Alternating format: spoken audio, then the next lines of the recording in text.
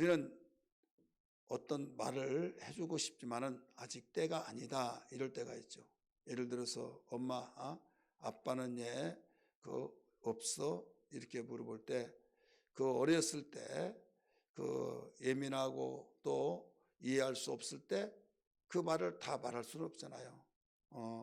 나중에 크면 이야기해 줄게, 크면 이야기해 줄게 하면서 엄마는 속상하지만은 바로 말해주고 싶지만은 오히려 상처가 될까봐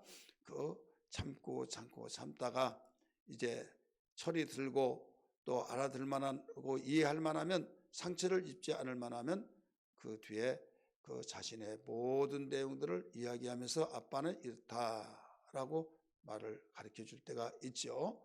마찬가지예요. 왜 그런가 하면 인격적인 존재이기 때문에 아무리 좋은 말을 하더라도 알아듣지 못하면 이것은 말하지 않는 것보다 더 못하다. 그렇기 때문에 잠언 기자는 말을 했어요. 지혜에 미련한 자에게 책망하면 오히려 미련한 것이다. 미련한 자는 깨달지 못하기 때문에 재단치면 오히려 결과는 없고 그 사람이 삐뚤어지고 더 감정이 골이 깊어지면서 악감정을 품기 때문에 그렇다 이거죠. 그렇기 때문에 지혜로운 자는 꾸짖을 때 오히려 알아듣고 고맙습니다 하면서 오히려 더 잘 되기 때문에 이래서 어떤 사람에게 꾸짖느냐 이것도 지혜가 필요하다는 걸 잠언 기자는 가르쳐주고 있죠. 예수님은 인격적인 분이기 때문에 제자들이 예수님을 따라다니고 또 세상 사람들이 수많은 일들을 예수님의 사역을 보면서 어제 아침에 말씀드렸던 것처럼 신앙 고백 받기를 원하신 주님이시라고 그랬잖아요. 그래서 사람들이 인자를 누구라고 하더냐 물어보시고 그러면 너희는 나를 누구라고 하느냐 이렇게 신앙 고백에 대해서 관심을 가지고 물으셨죠. 이때 세상 사람들이 대답했던 말에 흡족해하지 아니하시고 베드로가 주는 그리스도시요 살아계신 하나님의 아들이라고 고백했던 그 말에 예수님은 감동을 받으시고 바요나시모나 네가 복이 있도다 하시면서 내가 내 이후에 내 교회를 세우리니 음부의 권세가 이기지 못하리라 하시면서 내가 천국 열쇠를 내게 준다 이런 어마어마한 축복을 하셨던 것을 발견할 수 있어요. 그렇게 이제 신앙 고백을 바로 알고 바로 하고 예수님이 어떤 분이라는 걸 알았다 이거죠. 주는 그리스도시요. 그리스도 기름을 부음 받은 자 왕에게 선지자에게 제사에게 기름 부는데 예수님이 기름 부음 받은 그리스도라는 사실을 알았을 때 그리고 살아계신 하나님의 아들이라는 걸 알았을 때 이제 흡족해 하시면서 이제는 내가 말을 하도 되겠구나. 예수님이 그 마음속에 숨겨놓았던 그 내용 언젠가 내가 말을 하리라 언젠가 반드시 이 말을 해줘야 한다는 것을 알고 난 뒤에 근데 지금은 때가 아니야 하시면서 감추시다가 이제는 이 말을 하도 되겠다라고 하셔서 말씀을 해주신 겁니다. 그래서 21절 맨 처음에 이때로부터 이런 말이에요. 이때로부터가 언제냐? 바로 신앙 고백을 들으신 때로부터 또는 그 예수를 바로 알게 된 때로부터 이런 말이에요. 이때로부터 예수 그리스도께서 자기가 예루살렘에 올라가 장로들과 대제사장과 서기관들에게 많은 고난을 받고 죽임을 당하고 또 고난을 받고 죽임을 당하고 제3일에 살아날 것을 제자들에게 비로소 나타내시니 비로소 나타냈다. 그동안에 말 못한 모든 내용을 이제서 나타냈다. 이렇게 가르쳐주고 있는 거예요. 그러면 무엇을 나타냈느냐? 이미 말씀드렸던 것처럼 장로들 또 대제사장들 서기관들에게 고난을 받고 죽임을 당하고 제3일에 살아나야 할 것을 말씀하셨습니다. 여기서 장로들 대제사장들 서기관들은 한마디로 말해서 사내들인 공회원이에요. 우리나라 말로 번역한다면 사법부와 입법부를 통폐합해서 하나가 되어진 이 공회원이다 이거죠. 국회는 법을 만들잖아요. 입법을 만들고 또 악법이다 하면 또 이걸 폐기하기도 하고 그 다음에 사법부에서는 이 형사처벌을 통해서부터 시작해서 이 죄가 있냐 없냐 고소가 들어오고 고발이 들어오면 그걸 가려서 처벌할 자에게 처벌하고 또 이 최종 판결을 하는 그 집행부에 또 재판부에 넘기고 거기서 결론을 내려서 처벌의 수위를 모두 갖게 한다 이거죠. 그렇기 때문에 이 입법과 이 사법부를 합쳐놓은 것이 산해드린 공회원입니다. 산해드린이에요.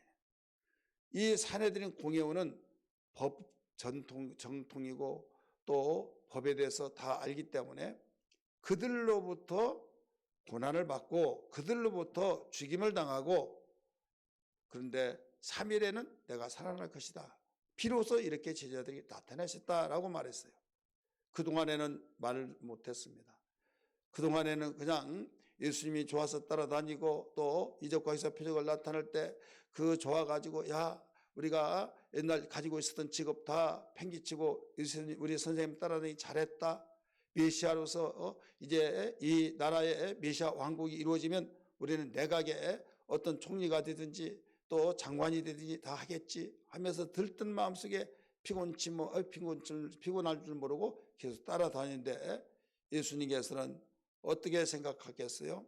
아이고 저 철없는 것들 철없는 거 그러면서 세상 사람들이 나를 뭐라고 하느냐 누구라고 하느냐 흡족하지 못한 대답을 듣고 그러면 너희는 나를 누구라 하느냐 했을 때 베드로가 말함을 통해서 기뻐하시고 칭찬해 주시면서 복을 주시면서 그제서야 이제는 내가 말을 하도 되겠다 하셔서 가슴속 깊이 간직했던 것을 이제서 말을 했다 이거예요. 무엇을 말했다고 그랬어요? 대제사장과 서기관과 또 그 장로들에게 고난을 받고 또 죽임을 당하고 제3일에는 살아날 것을 나타내 주셨다 이렇게 말하는 거죠. 이제는 알 것은 너희가 알아야 된다. 너희가 들떠서 그냥 그리스도라고 말해서 좋은 일만 있다고 생각하지만은 좋은 일은 궁극적으로 있지만은 과정은 이런 것이 있다. 이걸 가르쳐 준 거예요. 대부분 사람들이 과정을 듣지 않고 결과만을 듣다가 나중에 과정이 먼저 오잖아요. 농사지는 농부에게 그 씨를 뿌리고 또 거기에 병 들면 농약을 치고 거름을 주고 벌레를 잡아주고 막 그 얼마나 힘들겠습니까? 근데 거둬들인 것만 생각하다 보니까 거기에서 실망할 때가 있는 거죠. 집값이 더 사먹는 것이 더 낫겠다 막 이런 그렇기 때문에 과정을 이야기해주고 그러나 그 과정이 순식간에 사라지면서 기쁨이 몇 배로 더 큰 것이 있다. 이걸 이야기해 주면 침삭하게 정리하면서 그래도 나 갈 거야. 그래도 할 거야. 이렇게 되지잖아요. 아이를 낳으면 너무 좋다고 너무 행복하다고 해서 아이를 임신을 했는데 좋기는 뭐가 되냐. 몸이 무겁고 또 배가 불어오르고 신체 변화가 일어나서 정말 한 번도 경험해보지 못했던 그 고통과 그 모든 것을 생각해 볼 때 어떤 사람은 그걸 감당하지 못해서 생명을 지워버리는 이런 사람도 일어나기도 하고 그렇기 때문에 좋은 것만을 생각하면 좋은 것이 될 수 있는데 그것도 하나의 과정이다. 이 귀한 생명체를 내 품에 안을 수 있는 것은 평생같이 살아갈 수 있는 이런 피로 만들어진 이런 하나님 주시는 기업이요 대열매요 상급이라고 하면서 그런데 이런 과정은 참아내야 하리라. 이 과정이 반드시 있다 이거죠. 여러분 공부를 잘해서 그 사법관이 판사가 됐다 또 변호사가 됐다 또 좋은 직장 다녔다 그러면 그냥 나도 그 직장 다녀야지 들어가야지 여러분 아무나 들어간 거 아니잖아요. 지원문이 얼마나 좁습니까? 이 과정이 반드시 있는데 그 과정을 통과해야 된다 이거죠. 예수님이 만왕의 왕이시고 또 제사장이요 서기관이요 그리스도로서의 근데 그리스도라고 하는 이 주님을 만나서 영광인데 거기에 과정이 있다 이거예요. 나는 너희가 생각한 대로 바로 이 결과가 먼저 주어지지 않고 과정이 있는데 나는 이런 사내들인 공회원에게 고난을 받는다. 심지어는 죽임을 당한다. 그런데 죽임을 당하고 고난받고 죽임을 당한다고 해서 실망은 하지 말아라. 3일 만에 내가 살아나야 된다. 살아나게 된다. 그러니까 과정은 안 좋은데 결과는 반드시 좋은 것이다. 이걸 일러주고 있는 거죠. 그런데 사람이 복된 사람은요, 그 소리를 들을 때 무엇을 듣냐? 복된 소리를 들어야 하는데 안 좋은 소리를 먼저 들어요. 어떤 사람들이 그랬잖아요. 다 좋은 사람이 있다고 한다면 안 좋은 단점이 하나도 없는 것처럼 생각하는데 다 사람은 단점도 있고 장점도 있어요. 사랑은 허다한 허물을 덮느니라 말씀했듯이 많은 사람들이 그 좋았을 때는 단점이 안 보이고 장점만 보여서 좋은 이야기 하다가 어느 날 순간에 장점은 하나도 보이지 않고 단점만이 들춰낸다고 한다면 내가 변한 것이라 상대가 변했다고 생각하는데 그 사람은 똑같은데 왜 그러냐? 내가 변화야 바뀌어져서 그런 거예요. 내가 변해가지고 옛날에 안 좋았던 것은 다 가려지고 좋은 것만 보였고 내가 바뀌어지니까 복되지 못하는 길로 가다 보니까 이제 좋은 것은 안 보이고 안 좋은 것만 다 들춰지고 그렇게 되다 보니까 점점 상대방하고 멀어진다 이거죠. 오늘 예수님이 가르쳐 준 것은 안 좋은 것만 가르쳐 준 거 아니에요. 죽임을 당하고 고난을 당하고 죽임을 당한 건 안 좋잖아요. 그러나 제3일에는 살아난다 가르쳐 줬잖아요. 이때 베드로는 어떻게 대답을 했습니까? 그 말을 듣고 어떤 반응이 나타났습니까? 선생님, 그리하지 마옵소서. 절대 선생님은 그 일을 당하지 않습니다. 고난을 당하지 않습니다. 죽임을 당하지 않습니다. 하면서 그 일을 당할 수가 없다 라고 가르쳐 줬어요. 예수님 그 말을 듣고 베드로야 고맙다 이렇게 말했습니까? 아니에요. 예수님 말씀하시기를 이렇게 말합니다. 돌이켜서 베드로에게 이렇게 말해요. 사탄아, 내 뒤로 물러가라.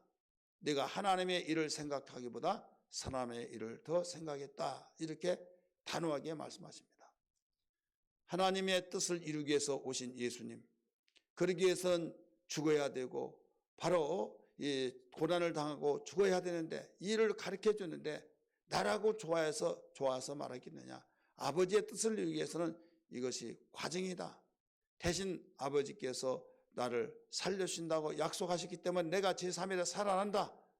나쁜 것만 있는 것이 아니다. 고난당한 것은 잠깐이지만은 살아서 영광을 얻고 모든 세상의 사람들이 다 죄에서 구원받고 영생복락을 누리면서 영원무궁이 천국에 올 수 있는 길이 열려 있다니 이것이 얼마나 귀한 줄 아느냐. 고난 잠시 받는 것이 어려워서 영원한 것을 포기할 것이냐.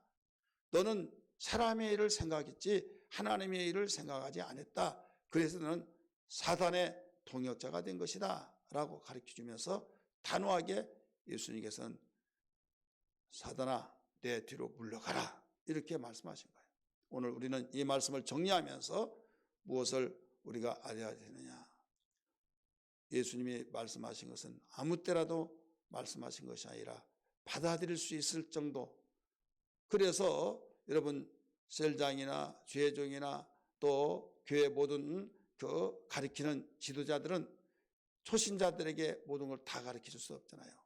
한 단계 한 단계 이 내용을 가르쳐 주어서 받아들일 수 있는 그릇이 되면 그때 하나씩 가르쳐 주어서 온전한 하나님의 산업으로 만들어 가듯이 이건 예수님이 그렇게 말씀을 하셨어요. 본을 보여주신 거예요. 그렇기 때문에 설교를 듣다가 나는 왜 이런 말만 들려진가 막 하면서 들을 수 있는 때가 되어진데 복되지 못하기 때문에 하나님의 생각으로 바꾸면 바로 들려집니다. 아무라도 그런 말을 듣도록 말한 것이 아니다 이거죠. 베드로가 주는 그리스도시고 살아신 하나님의 아들이라고 말을 했고 그런 계기를 통해서 예수님이 그에게 어마어마한 축복을 하셨고 이것은 맞다, 네 말이 맞다 하면서 이제 어떤 말을 하더라도 들을 수 있는 기회가 된다는 것을 알았기 때문에 그동안 마음속에 간직했던 것을 터뜨린 것입니다. 그러면서 여기에서 반드시 하나님의 생각을 가지고 또는 생활을 해야 된다. 하나님의 생각을 가지지 않고 사람의 일을 먼저 생각하고 나가면 또는 사탄의 동역자가 된다라고 일러주셨어요. 사랑하는 성도들이요, 오늘 우리는 어떤 가운데서도 생각은 누가 하는 것이 아니라 내가 하지 않습니까? 우리가 믿기 전에는 사람의 일로 생각하잖아요. 사람의 일로 생각해서 많은 사람들이 그 맞다고 하고 또 여론이 또 공존되면 거기에 맞아 하지만 우리는 그런 여론이 있다 할지라도 이게 하나님이 기뻐하시는 생각인가, 하나님이 기뻐하신 일인지 분별해서 아니라고 한다면 영향을 받지 않고, 하나님이 기뻐하신 일이라고 한다면 우리는 아멘으로 고백하면서 이 길을 우선적으로 우리가 마음에 간직하고 나가는 것이 그리스도인의 자세란 걸 믿기 바랍니다. 그러면서 주님, 내 평생 하나님의 일을 생각하여서 하나님의 뜻을 이룰지언정 사단의 동역자가 되지 않게 하여 주옵소서. 우리 기도하는 아침 되기를 주 이름으로 축원합니다.